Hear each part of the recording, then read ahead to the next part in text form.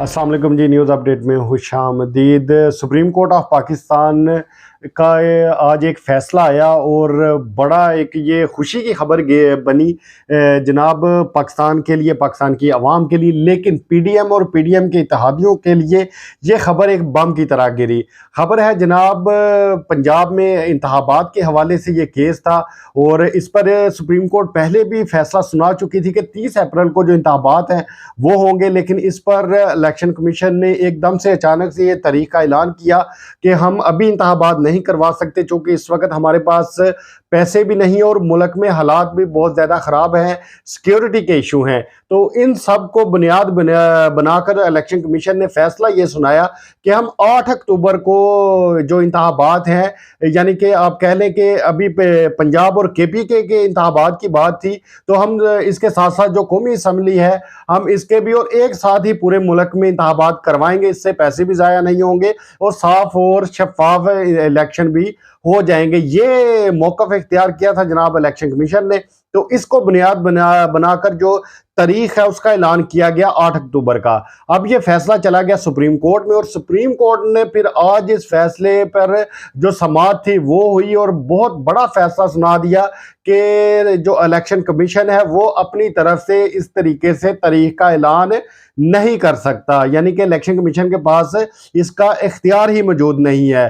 तो जो 8 अक्टूबर की तारीख दी गई थी सुप्रीम कोर्ट की तरफ से, ये 3 रुकनी बेंच था और जनाब चीफ जस्टिस जो उमरता बंदियाल साहब हैं वो इस बेंच के सरबराह थे। उनकी सरबराही में ये बेंच था 3 रुकनी। तो उन्होंने आज ये फैसला सुनाया कि जो इंतखाबात हैं, पंजाब के जो इंतखाबात हैं ये 14 मई को होंगे।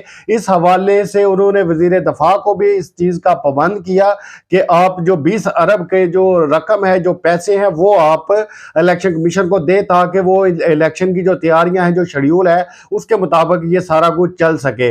अब एक तरफ ये खबर मैं आपको दे रहा हूँ, दूसरी तरफ सुप्रीम कोर्ट का फैसला आने के बाद हमने बहुत तेज़ी से ये चीज़ें बदलती हुई हमें नज़र आई। सबसे पहले जरा मैं थोड़ी सी बात करता हूं सुप्रीम कोर्ट की। सुप्रीम कोर्ट में आज सुबह हमने देखा जब ये बेंच इस चीज का इलेक्शन का फैसला सुनाने जा रहा था, तो तब जब वहां पर मुस्लिम लीग नून के जो रहनुमा हैं वो पहुंचे, जिनमें राणा सनाउल्लाह साहब हैं और अता तारड़ साहब हैं, ये 2 बंदे जब गए तो इनके साथ PMLN के वर्कर भी मौजूद थे।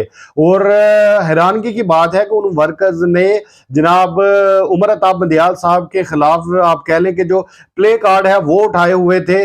तो इस तरीके से ये लोग सुप्रीम कोर्ट में दाखिल हुए और बाजार लग ये रहा था कि ये दोबारा से अपनी तारीख को इस वक्त दोहराने की कोशिश कर रहे हैं, जिस तरीके से वो प्ले कार्ड लेकर आए हुए थे। और वहां पर जनाब चीफ जस्टिस के खिलाफ नारेबाजी भी हुई और इस तरीके के काम जो है वो सुप्रीम कोर्ट के बाहर हमें देखने में नजर आए। अच्छा, एक तरफ ये खबर है, दूसरी तरफ इसके रद्द अमल में इजलास बुलाया गया सेनेट का और इजलास की जो सरबराही थी वो कर रहे थे जनाब वज़ीर आज़म शहबाज शरीफ साहब। और अब इस मुश्तरका इजलास में फैसला ये हुआ है कि जो वफाक हुकूमत है वो सुप्रीम कोर्ट के फैसले को मुस्तरद करती है। जी हाँ, ये फैसला हुआ है और इस पर बाकायदा पूरी खबर भी है।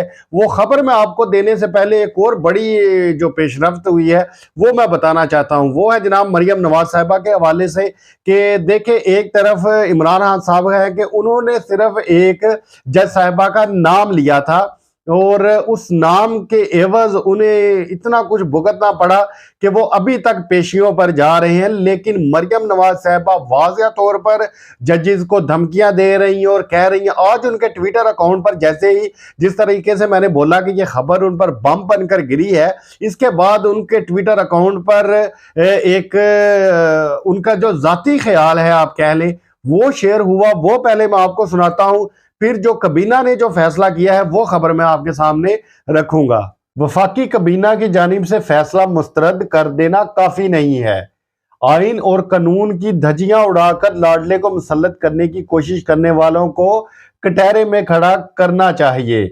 2018 में जो काम फैज खोसा और साकिब निसार ने अंजाम दिया था वो जिम्मेदारी अब इस बेंच ने उठा ली है। इस खौफनाक और डटाई से की गई सहूलतकारी और वन मैन शो के सहूलतकारी को अपने आईनी और कानूनी हाथों से रोक दें। अच्छा, ये मरियम नवाज साहिबा ने एक ट्वीट किया है। अच्छा, इस पर ज़रा मैं थोड़ी सी पहले बात करूं कि मरियम नवाज साहिबा ये कह किसको रही हैं। वो कह ये इस बारे में रही हैं कि जी पहले भी ये जिस तरीके से जो लाडले का ये एक जो लफ्ज़ जो है जो इस्तेमाल करती हैं कि ये पहले भी आए थे और अब दोबारा से हो रहा है, और सिर्फ इस फैसले को मुस्तरद करना ही काफ़ी नहीं है, बेहतर है कि इनको कटहरे में लाया जाए। वो कटहरे में लाने की बात किस बारे में कर रही है ये आप बेहतर जानते हैं। और लेकिन आप देखें कि किस तरीके से ये वाज़िया तौर पर फ्रंट लाइन पर आकर बाकायदा तौर पर जो मोअज़्ज़ज़ जज साहब हैं उनको टारगेट बनाया जा रहा है। हालांकि ये वही बेंच है, मैं बार बार ये बात बताता चलता हूं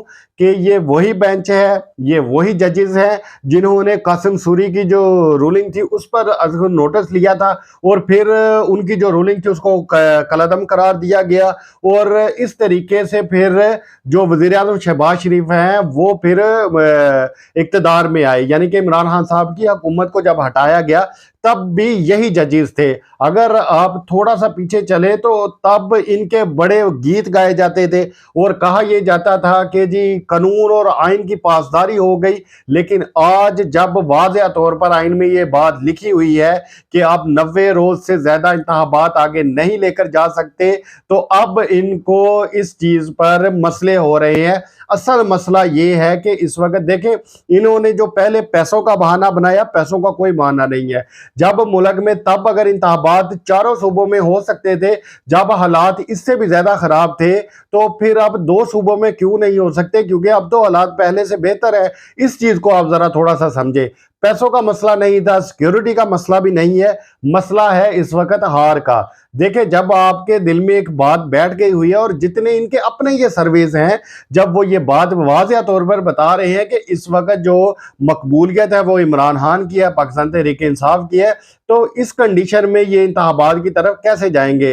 ये लोग चाह ये रहे हैं कि किसी तरीके से नवाज शरीफ वापस आ जाए ताकि थोड़ी सी जो हमारी इज्जत है चले वो ही बच जाए। इस वक्त जो किया ये जा रहा है बज़ाहिर, और नजर भी यही आ रहा है। अच्छा, अब मैं आपके सामने वो खबर रखता हूं जो अभी सेनेट का इजलास हुआ और जो सुप्रीम कोर्ट ने आज फैसला सुनाया था इंतखाबात के हवाले से कि 14 मई को इलेक्शन करवाए जाएं, और ये तारीख भी अनाउंस हो गई। तो इस पर अब जो फैसला है उसको मुस्तरद कर दिया गया है। तो ये मैं खबर आपके सामने रखता हूं। वफाकी कबीना का इजलास वज़ीर आज़म शहबाज शरीफ की ज़ेर सदारत जारी है, जिसमें सुप्रीम कोर्ट के फैसले पर बातचीत की गई।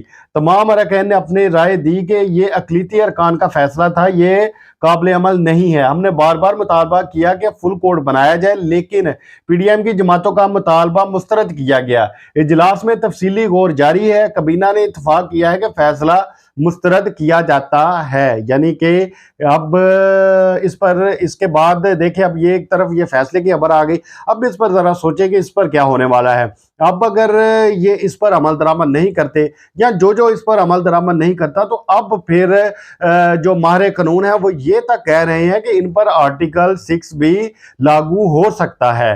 तो अब आप खुद सोचे कि इसके बाद क्या ये हुकूमत बजेगी और फिर क्या बनेगा इस मुल्क का। इस पर अब इनको थोड़ा सा सोचना चाहिए, क्योंकि मैं इससे पहले भी बात कर चुका हूं कि सियासी जमातें कभी भी नहीं मरती, और अगर इंतखाबात से आप हार भी जाते हैं तो ज्यादा से ज्यादा क्या होगा। इससे पहले भी तो आपने काफी दफा इलेक्शन लड़े हैं और आप इलेक्शन हारे भी हैं और फिर आप इक्तदार में भी आ जाते हैं। तो कम से कम आप कानून और आइन की पासदारी रखें, ताकि कल को आपके पास कुछ कहने के लिए हो कि जी हम तो कम से कम आइन पर चलते थे। तो मेरा ये इनको एक मशवरा है। आपकी इस बारे में क्या राय है? आप अपनी राय से हमें जरूर आगाह कीजिएगा।